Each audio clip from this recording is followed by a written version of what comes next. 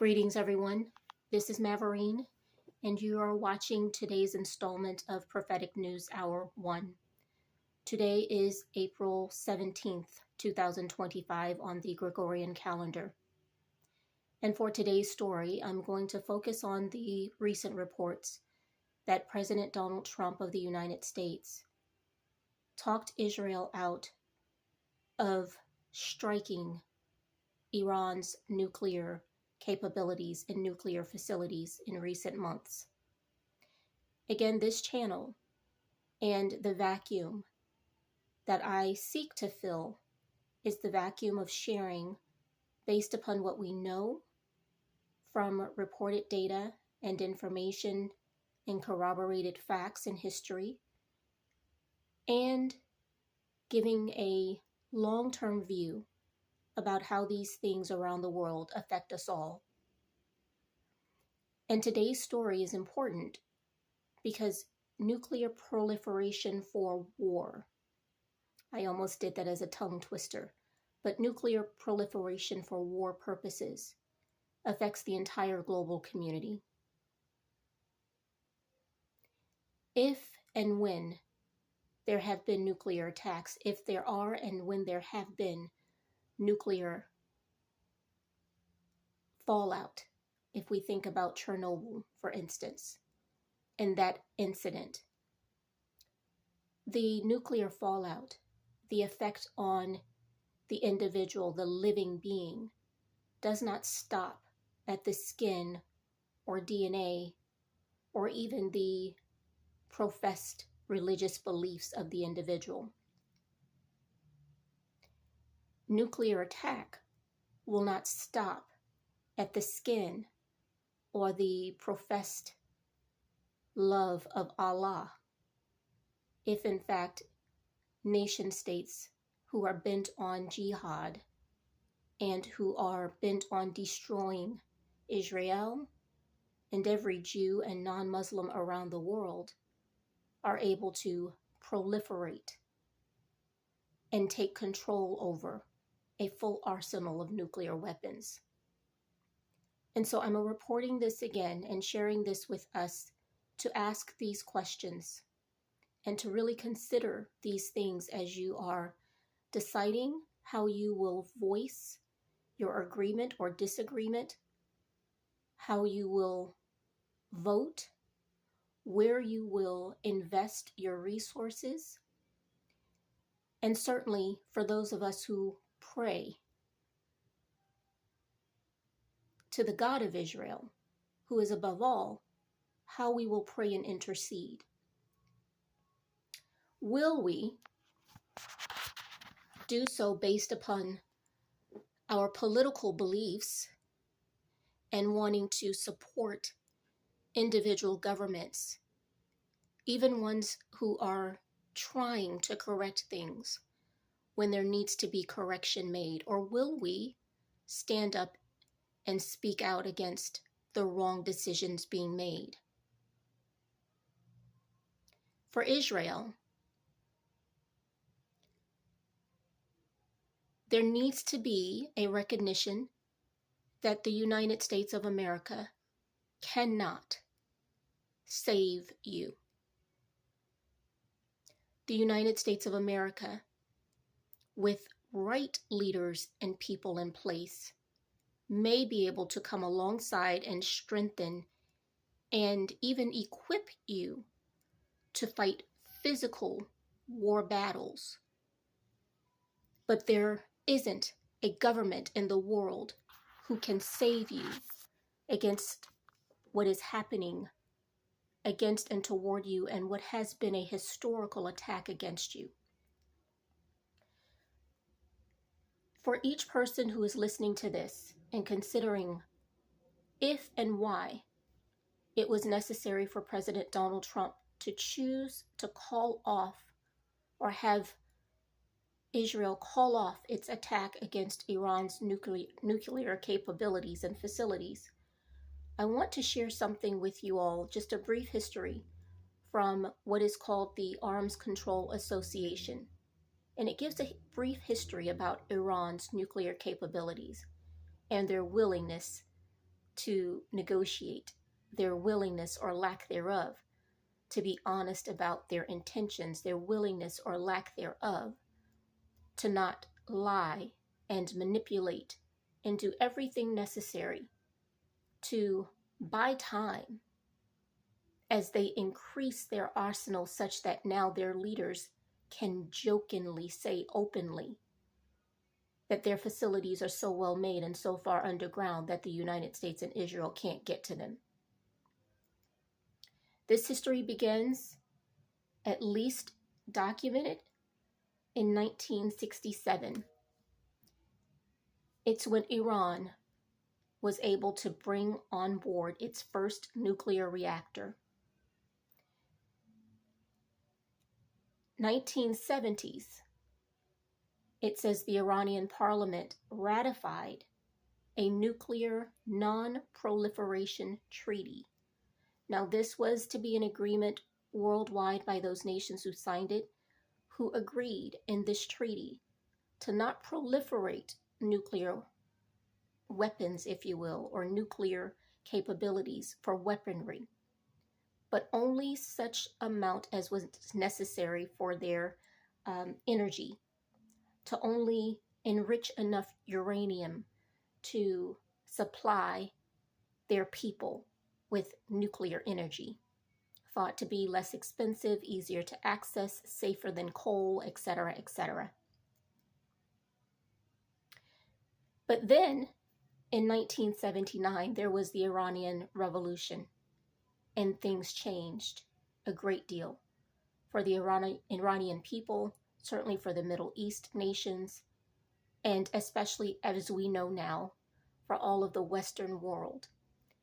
Because that began with the attack on the U.S. Embassy in Tehran in 1979.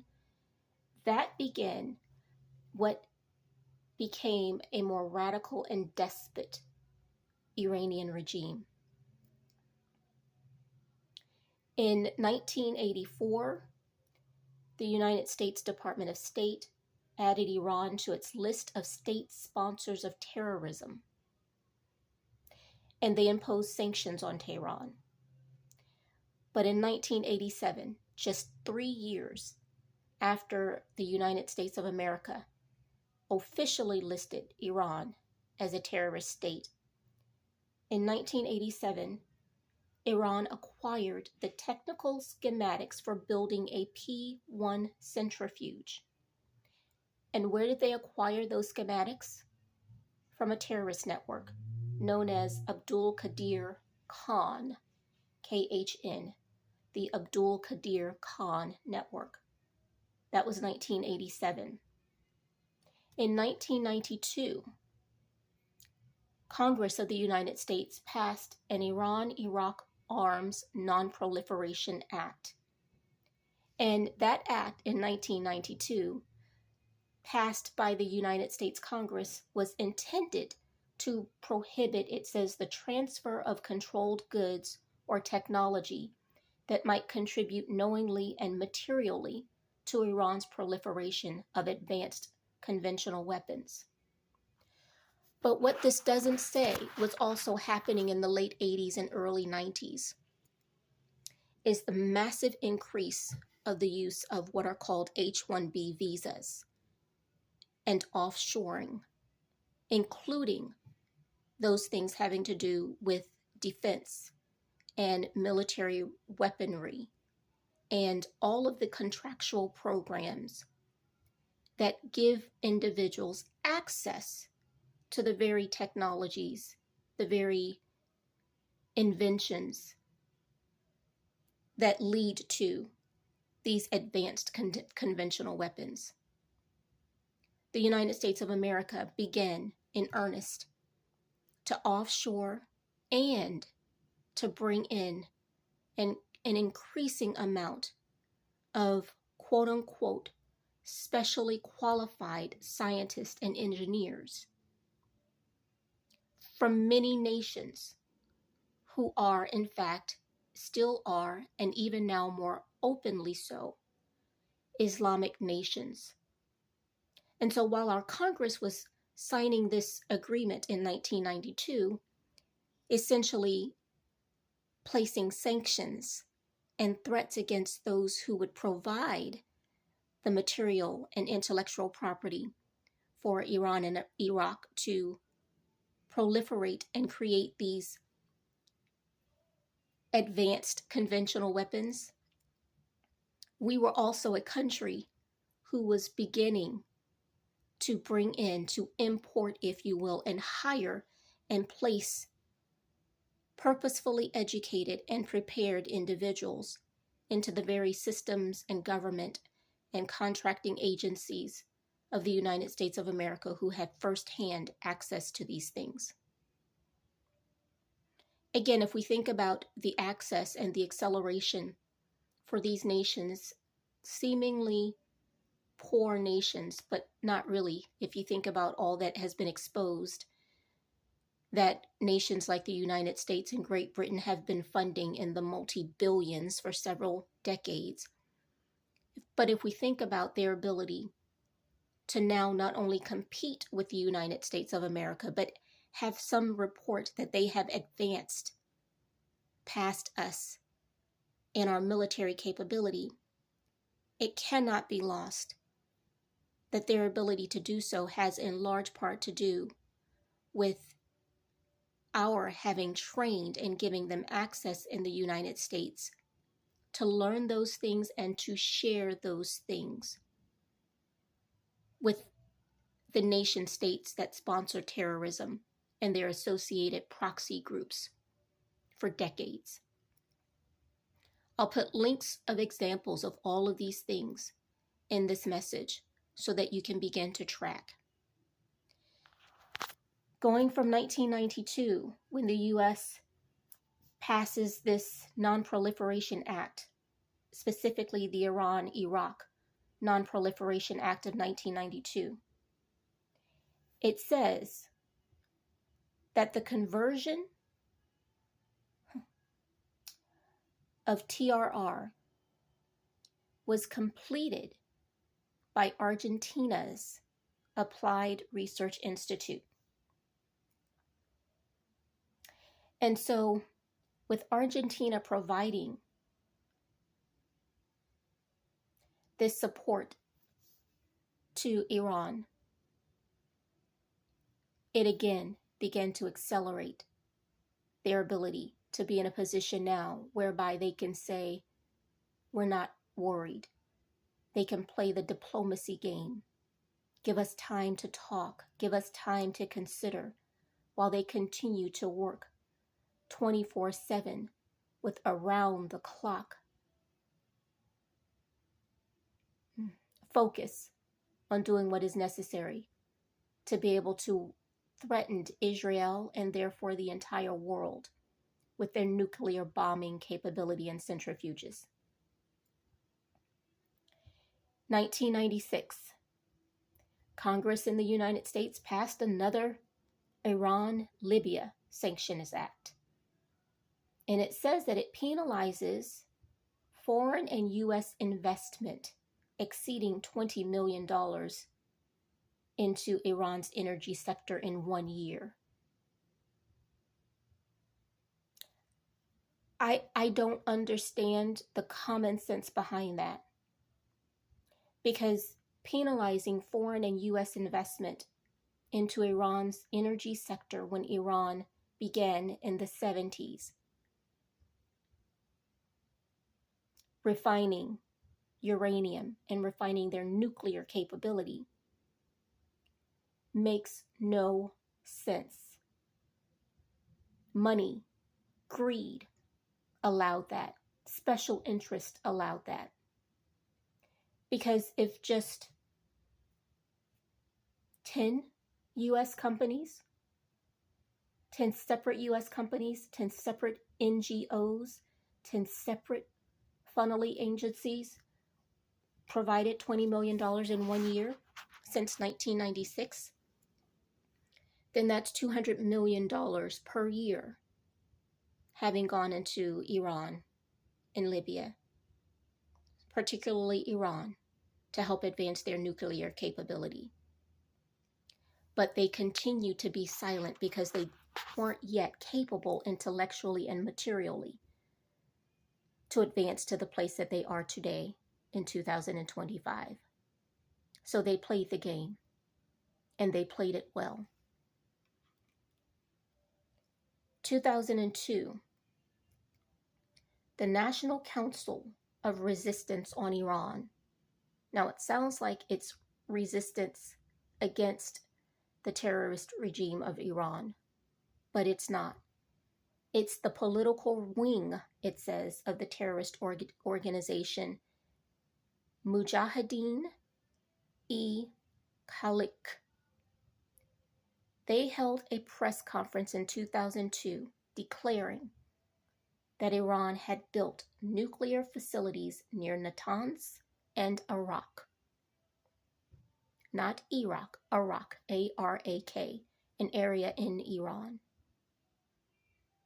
And then suddenly, in 2003, the International Atomic Energy Agency began to call for Iran to suspend all enrichment. If you all remember, as I do, the 2000s, when the IAEA began to try to exact their inspections on Iran's nuclear capabilities. And there were instances of the members of the IAEA being held back, not allowed entrance, dates of inspection being broken, month after month, year after year. Iran was continuing to proliferate their nuclear weaponry. And so we are now in 2025. We are now in a place where not only does Iran have this full nuclear capability, but the previous United States administration more than likely has helped to fund and funnel money for the onlining of a nuclear reactor facility in the state of Michigan that many say is now under control of Islamists. We are in an existential crisis. And so it matters that Israel listened to President Donald Trump and did not attack and destroy as much as can be reached and done in Iran over these last months. It matters that President Trump is still trusting and wanting diplomacy and expecting honesty, expecting Iran to operate as ones with any care for humanity. It matters. And how we as a populace respond matters.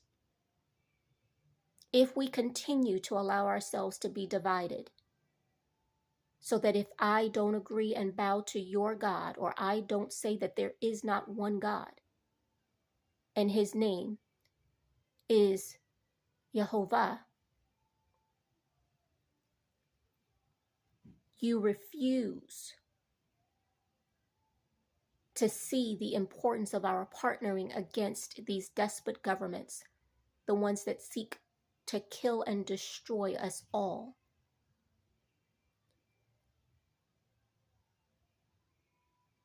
Humanity is going to suffer. Our children are going to suffer. We are going to suffer what is unimaginable.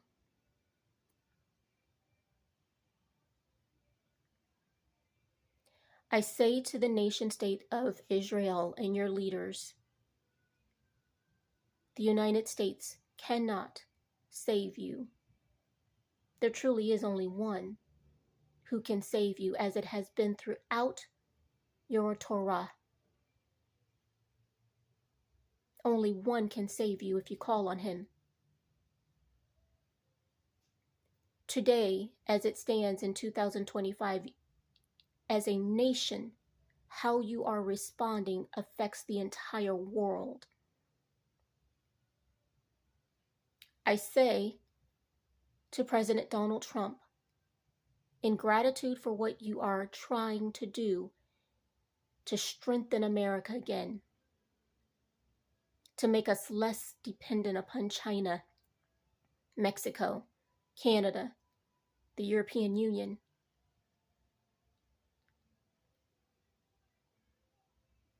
There is no diplomacy with wickedness.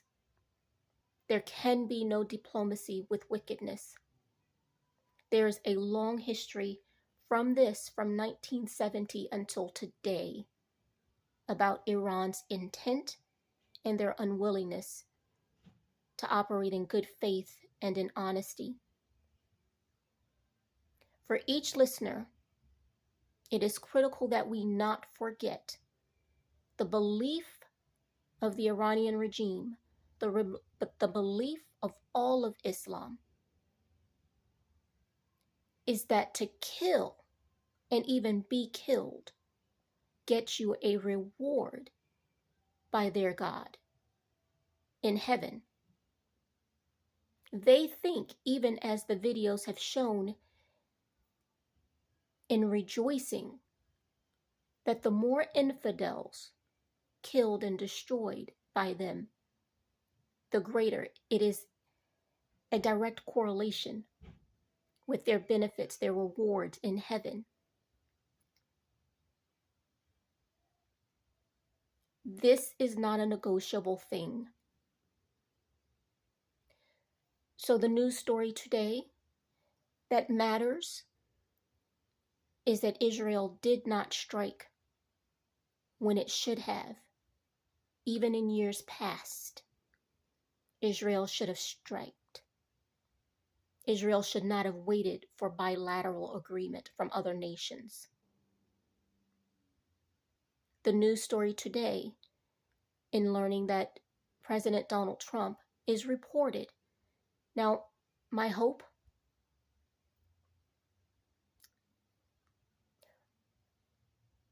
is that this has been and is maybe a part of the negotiation. Who knows? I can't see how this helps at all, because Iran, again, is not truly being brought to bear and held accountable. And they're continuing to proliferate their weapons. But President Donald Trump, I say to you, in all respect, that you cannot and you must not negotiate with wickedness. There is no diplomacy with the doctrine of hatred. No matter where you lie on this spectrum, again, right, left, conservative, liberal, progressive, green, whatever your political and ideological beliefs are, the one thing that is true and does not care about those things is the impact that a suicidal nation, a jihadist nation, having nuclear weapons represents as a threat toward us. Consider these things as you consider where you shop, if you protest, what petitions you sign, how you vote, how you reach out to your elected officials, how you get engaged in your local and state politics, and certainly how we pray to the Most High God. Thank you for listening. This one is a little bit longer because I wanted to give the history, some of the history of Iran's nuclear engagement, cat and mouse game. And I'll put the links in the chat so that you can follow this on your own. But again, we have to stand strong as a populace.